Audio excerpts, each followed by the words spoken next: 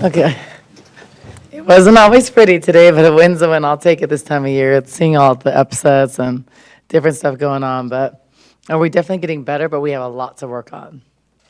So, The offensive fouls, they seem to be a theme in the early going.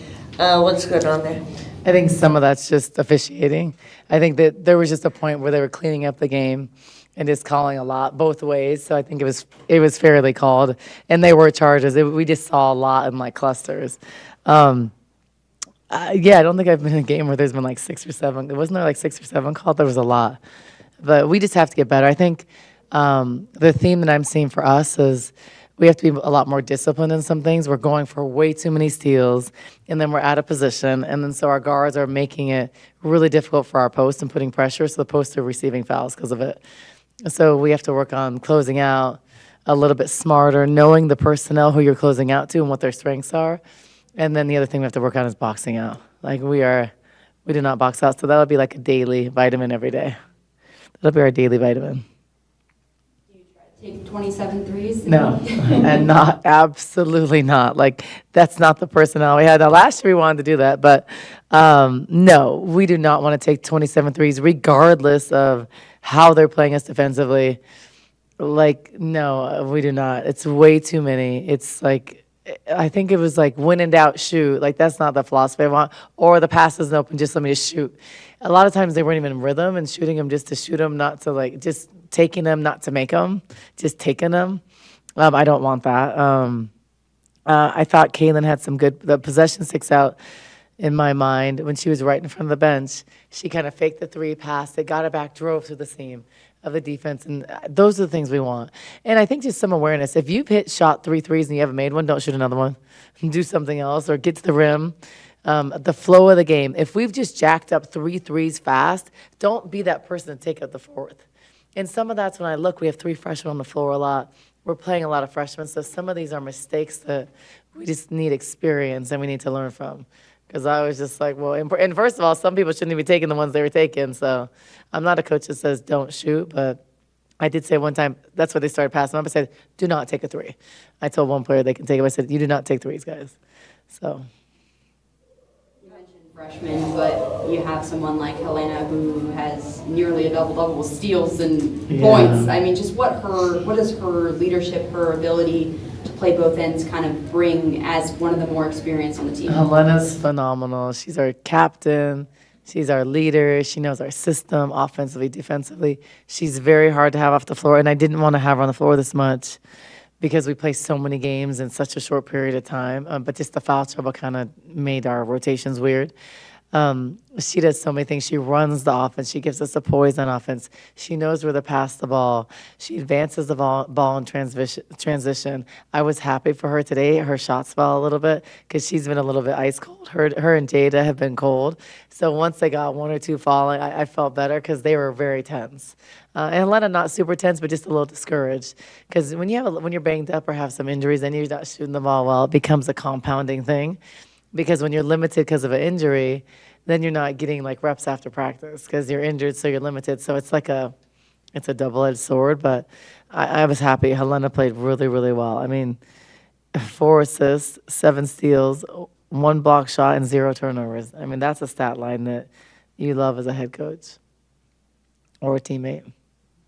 She was just so dominant today, and not only were those steals, I mean, she had 3 in the first quarter alone, but also, I mean, she really showed what a great teammate she is. When she hands the ball to Skylar to get that easy basket, there was another one later, and I think it was in the fourth quarter, where she had an open 3 that she normally could have taken, and she passed it into Brea for an easy basket. That's Helena.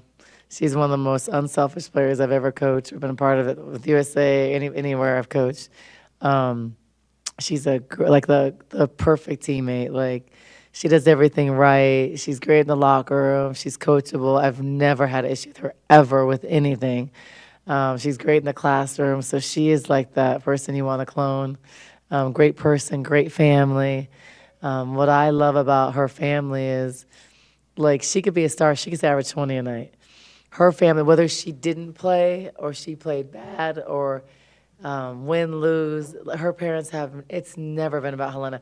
Like we have a group text too with her family, and I don't speak Spanish, so sometimes I try to chime in. Sometimes I don't understand everything because Salva speaks Spanish.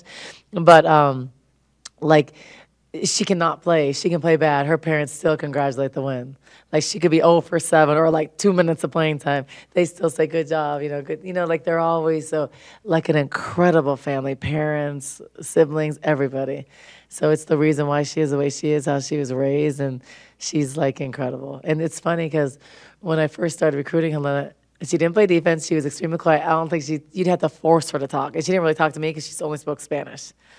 So just to watch how much she's grown, like as a teammate, as a woman, as a player, it's just been an honor to be a part of her journey. Like she's incredible. Like I mean, she's someone who I'd like bring back to work here. You know what I mean? Like I just love her. Kaylin, her rebounding, I mean, Yeah, awesome. Ari was a big rebounder from the guard position. What's good, why are they so effective, players like her and Because Ari? they're small and athletic. Like so, Ari was a lot quicker, but Kaylin's like Ari played quicker. Like Ari is faster. I think Kaylin's fast and quick. She doesn't use it the same, but Kaylin's like super explosive and strong. Like I mean, she's probably in the weight room like. Esmeri's really strong in the weight room. Kaylin's like right there. So for like a small guard that weighs a lot less, she like pound per pound, she's really strong. Like it's amazing. I'm always like, wow. Like she could live with like someone who's like really physical and strong in the weight room. She has hops, quick hops, and she just gets in there and muscles because she takes stuff over post players. She out rebounds some of the post players and she gets in there. So I knew she was a good rebounder, but it's funny because in games she rebounds a lot harder and jumps a lot higher. Sometimes I don't see her jumping like that in practice. And it's funny because we have these like GPS. So we'll measure her quickness. And like sometimes she won't even get to her quickness in the game because I think she was so used to pacing and not exerting herself, like I don't know, keeping stuff in the tank, I guess. So she should be it's like our fastest. It just doesn't like she doesn't play like that. So I think what she's learning is to turn it on and to turn it up a notch and go into that, that I guess that super drive, whatever. Yeah, or the turbo, because she has a turbo button, but she just doesn't use it all the time. I think she's learning how to use it and stuff. But I mean, 9 rebounds for like a 1-2 at her size is pretty remarkable. Another thing that I'm seeing with her now is Okay, that okay, back there.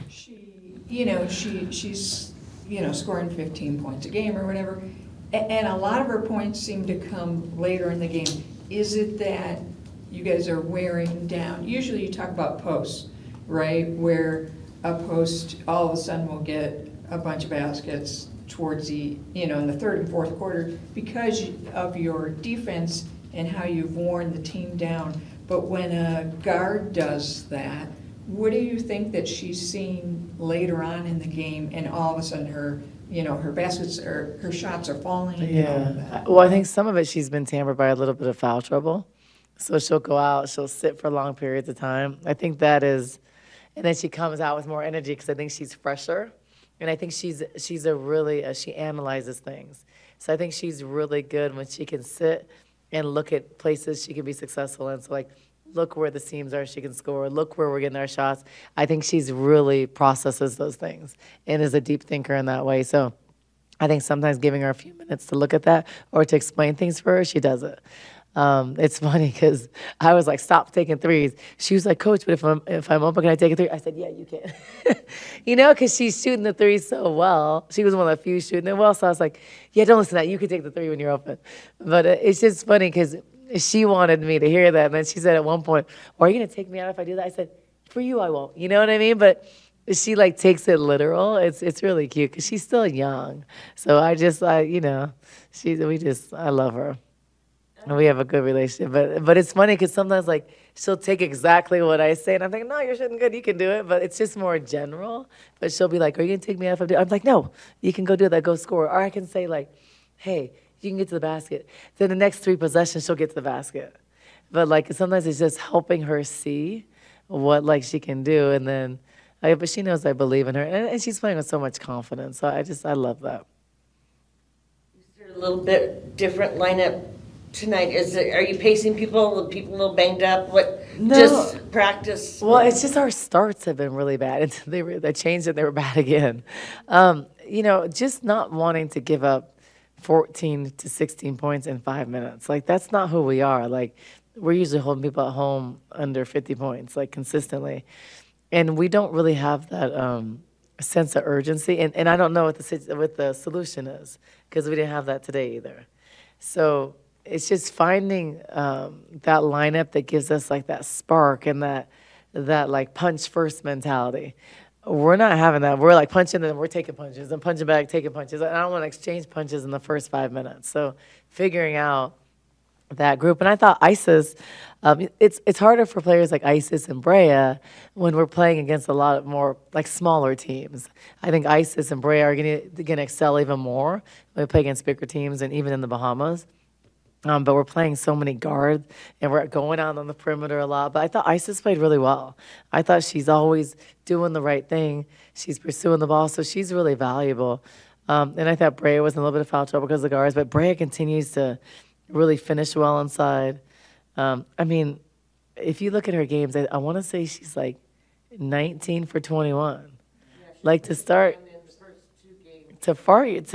your first 3 college games and be 19 for 21, that's pretty phenomenal. Now we just got to work with her on little things like freshman stuff. And she was out for weeks. So pacing her, and I know everybody wants her to play 30 minutes. Like, she's not ready to. And I don't care what people say. She's like, what me and her have this thing, after a few minutes, you look at me and you need to come out, or you tell me I need one. Going hard because we're working you back into shape. I'm looking at the future for her and the Pac-12 and getting her ready. Like, she's going to be an All-American one day.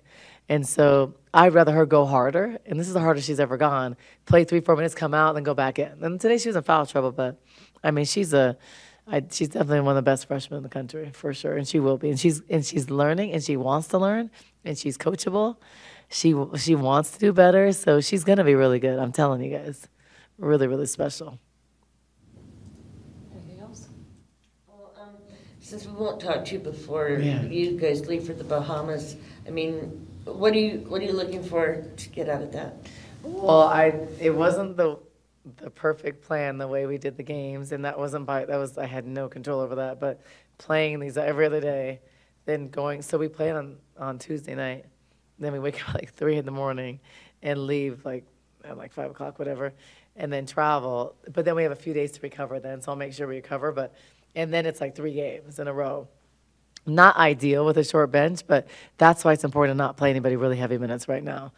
I'm looking for us to just grow, get better, and be put in some situations against some really good teams. We'll probably play, you have the brackets, but we're going to probably play Memphis and Ole Miss, or who knows who wins. Michigan, we're going to play a good SEC team, a good Big Ten team, and it's going to be hard. And I think it's going to be a really good challenge for us, because I think what also was going to prepare us better or what has prepared us is New Mexico State, athletic, aggressive. They're pretty aggressive, good guards. So I think that's preparing us for the Memphis. Memphis is going to be super athletic, guard-oriented, and so is Ole Miss. So very similar pressing teams, and we don't see those teams a lot throughout the year. So I think it's a good combination this year. We'll also, USD, and some of these teams have played us a lot of zone, like LMU played us some zone. So I think preparing under that, which we will see the Pac-12. So these games are good preparation, but I want to see us get. I'm praying that Courtney's going to be back. I'm very confident that she will be, because she gives us another really dynamic guard that presses the ball the way we want to play. So we're going to see a huge improvement when she comes, just because her presence on the ball. She is all over. She's like airy all over. And like probably even faster around, but like that. So once we get her back, I think then we'll roll full-fledged again, because we haven't been with everybody at all this season yet. So. Was that something you knew when she was coming in, that there might be it might take her, or it was a surprise to you? Yeah, a lot is a surprise to me, like the last few years, I guess. I'm always getting surprises. It was an interesting situation. So she transferred here, didn't know anything about that, then found out something about that because it involved me too. And so she sat out, and there was repercussions on both ends, which is kind of amazing for me and very surprising. But I think that some stuff just gets held up and sits places, and I sometimes wonder if it would sit the same amount of time on the men's side.